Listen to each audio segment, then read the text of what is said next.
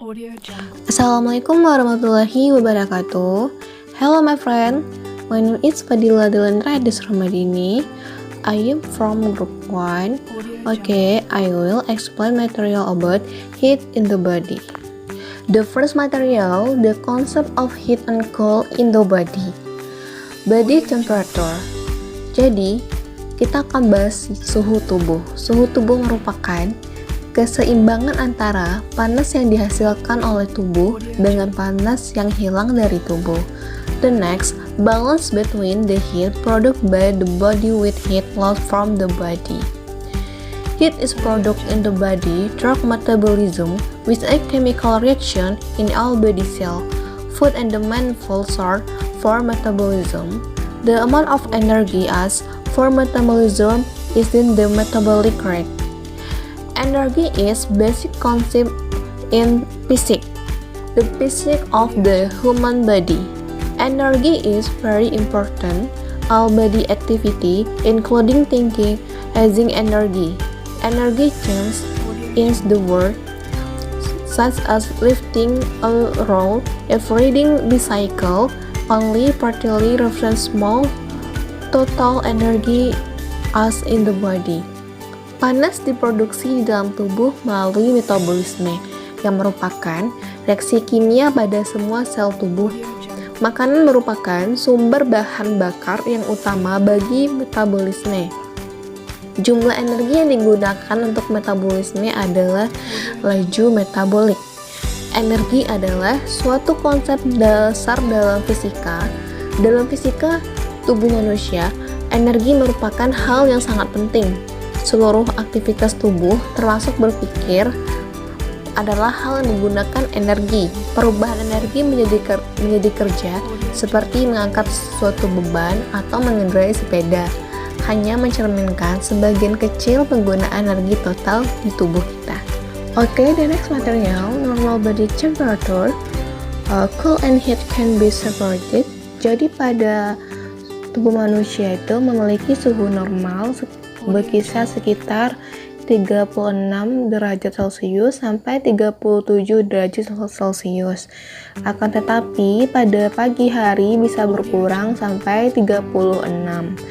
Dan pada saat latihan suhu tubuh dapat meningkat sampai mendekati 40 derajat Celcius tanpa efek sakit. Karena perubahan tersebut merupakan kondisi fisiologis yang normal. Akan tetapi, suhu tubuh juga dapat meningkat akibat adanya perbedaan suhu lingkungan dan kelembaban udara yang relatif tinggi. Cool and heat can be separated. First, fixed skin temperature feel. When someone is soaking in warm water, the person will experience warmth. Over time, the feeling of warmth is no longer felt in the ice comes out, the water convects in. This occurs because the body temperature is fully adapted to the new skin temperature. This temperature adaptation occurs the natural temperature or comfortable temperature. Rasa dingin dan panas dapat dipisahkan dengan cara yang pertama, rasa suhu kulit yang tetap atau rasa suhu yang statik. Bila seseorang berendam di air hangat, maka mula-mula rasa hangat akan dialami oleh orang tersebut. Lama-kelamaan rasa hangat tidak lagi dirasakan, dan kalau ia keluar dari air tersebut dan masuk kembali, maka ia akan merasakan hangat kembali. Hal itu terjadi karena suhu tubuh beradaptasi secara penuh terhadap suhu kulit yang baru. Adaptasi penuh ini terjadi pada suhu netral. Rasa hangat yang menetap akan dirasakan bila suhu berada di atas 36 derajat Celcius dan rasa dingin dirasakan pada suhu 17 derajat Celcius. The next material, changes in energy stored in the body, namely food energy, body fat, and body heat. The product is release of body heat. The product and work done. Jadi pada panas dalam tubuh itu akan menghasilkan energi panas yang mana dihasilkan oleh jaringan aktif, terutama dalam otot, kemudian dalam keringat, lemak, tulang, jaringan ikat, serta saraf. Energi panas yang dihasilkan distribusikan ke dalam seluruh tubuh melalui sirkulasi darah. Dari kerja cara tubuh tersebut, maka dihasilkan the first law of thermodynamic, delta U sama dengan delta X dikurang sama delta W. Jadi pada persamaan ini merupakan pernyataan dari hukum pertama termodinamika yang menganggap bahwa tidak ada makanan atau minuman yang masuk dan tidak ada fases atau urin yang dikeluarkan dalam interval waktu yang bersangkutan. Saat tubuh melakukan kerja atau tidak melakukan kerja, terjadi perubahan energi yang terus-menerus. Kita dapat menuliskan pada dalam hukum termodinamika tersebut. Delta U merupakan perubahan simpanan energi. Delta Q adalah panas yang hilang atau diperoleh. Dan delta adalah kerja yang dilakukan oleh tubuh. Sedangkan delta W sama dengan 0 itu pada suhunya konstan.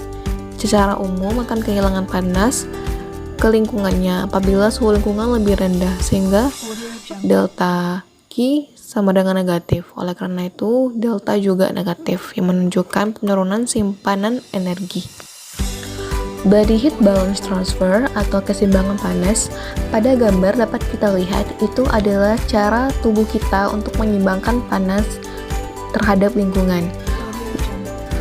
Most of the heat producing in the body is generated in internal organ, especially in the liver, brain, heart, and skeletal muscle. Then this heat is transferred from the organ is deeper of the skin. Heat is the loss in the air on the surrounding. Therefore, the heat release and determined almost entirely by two factors.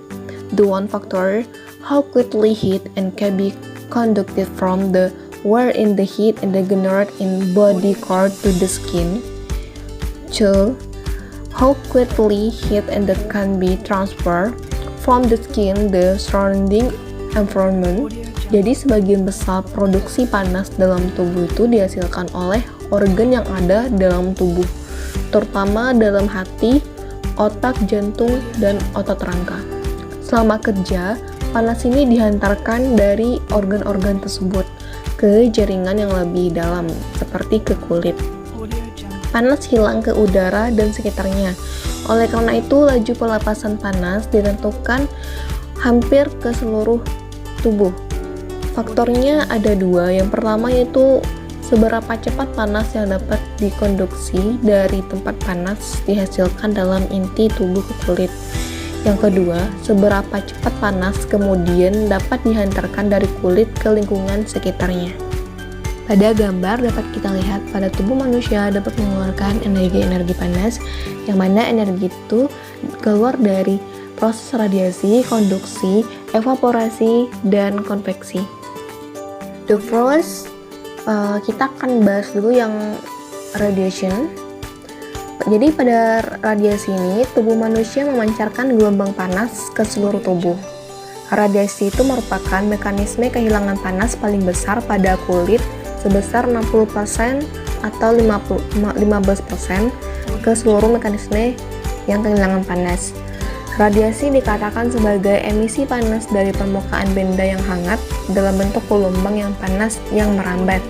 Ketika tubuh manusia mengalami perubahan dari suhu yang hangat ke dingin, sehingga tubuh memperoleh panas dari benda yang lebih hangat ke permukaan kulit, misalnya sinar matahari, radiator, atau api unggun.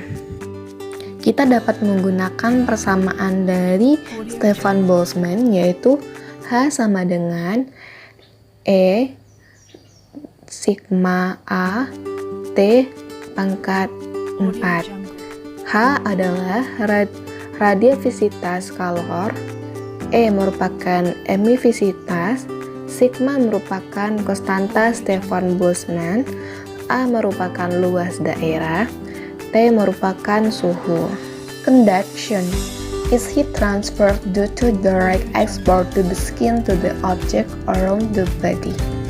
Jadi, konduksi adalah perpindahan panas akibat paparan langsung kulit dengan benda-benda yang ada di sekitar tubuh.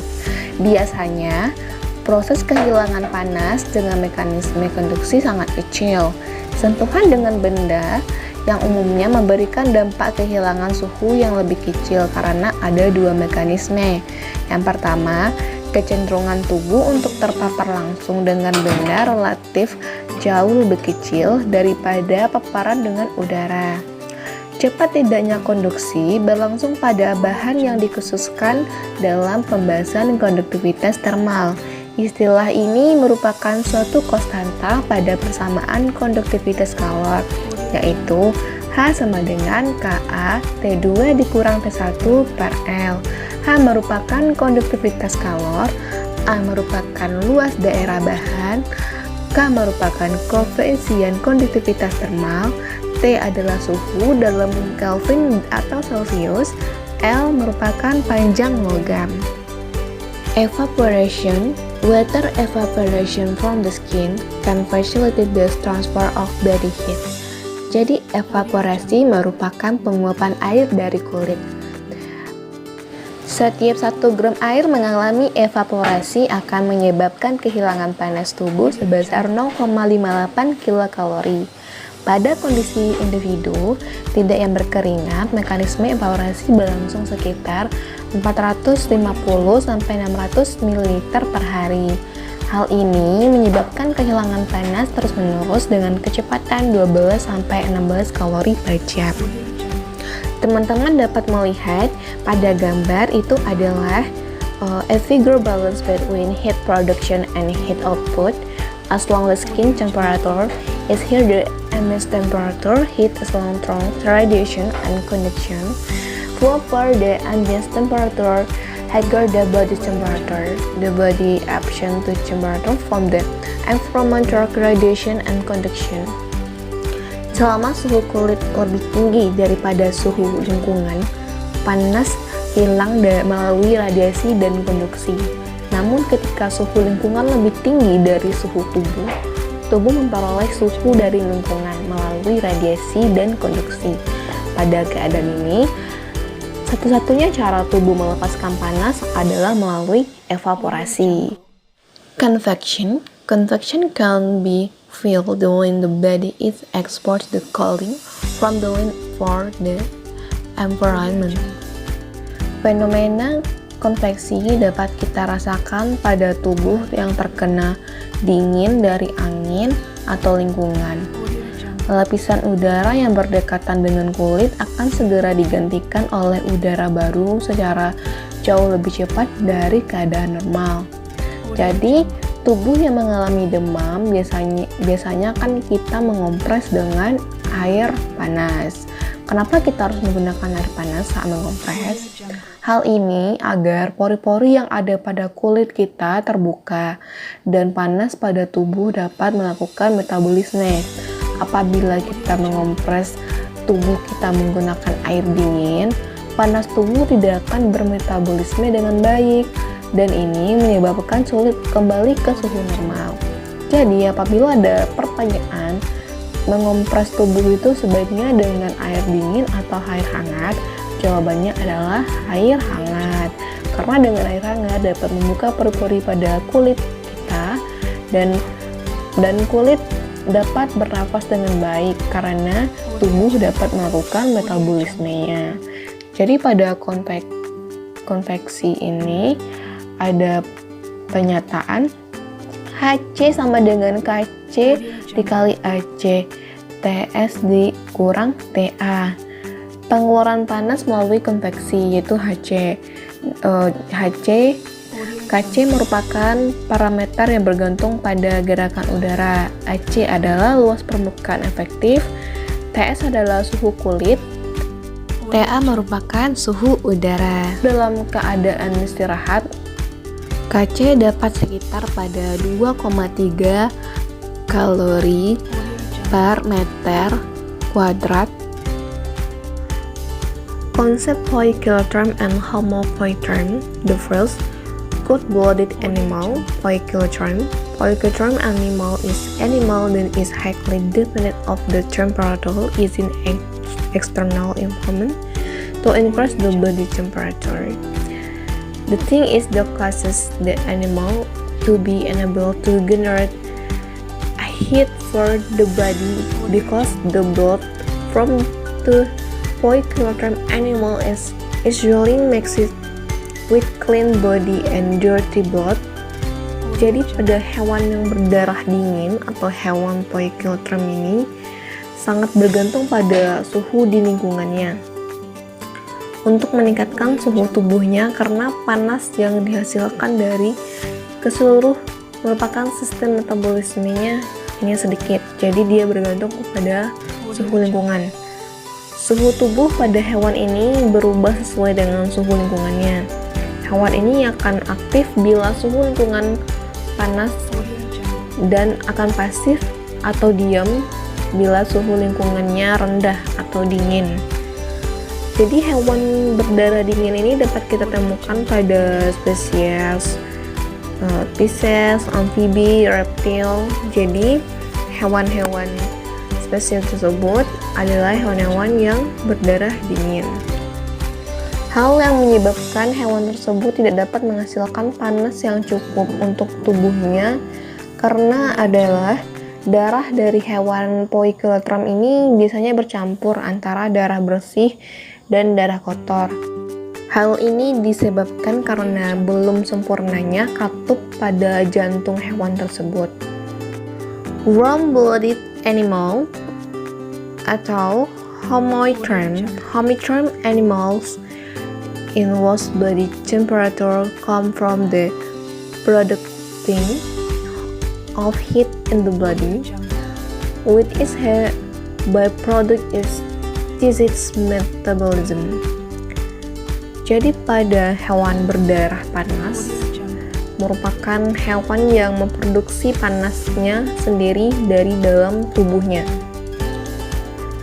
Hal ini merupakan hasil samping dari metabolisme jaringan. Suhu tubuh pada hewan ini relatif konstan, tidak terpengaruh oleh suhu oleh lingkungan sekitarnya. Hal ini karena darah bersih dan darah kotor pada hewan ini tidak dapat bercampur karena katup pada jantungnya sudah sempurna.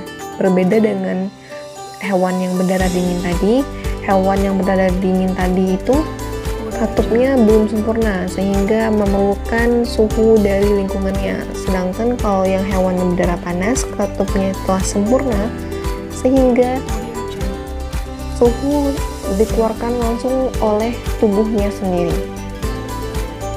Hewan yang berdarah panas itu merupakan spesies dari aves dan mamalia. Jadi dari spesies burung dan dari spesies mamalia. Suhu tubuh yang konstan itu memungkinkan proses-proses metabolisme berjalan dengan kecepatan tetap dan memungkinkan hewan ini tetap aktif walaupun dalam cuaca dingin. Misalnya unggas memiliki suhu tubuh yang lebih tinggi daripada manusia, yang membantu mereka meradiasikan panas sehingga unggas tidak dapat berkeringat karena memiliki suhu yang konstan.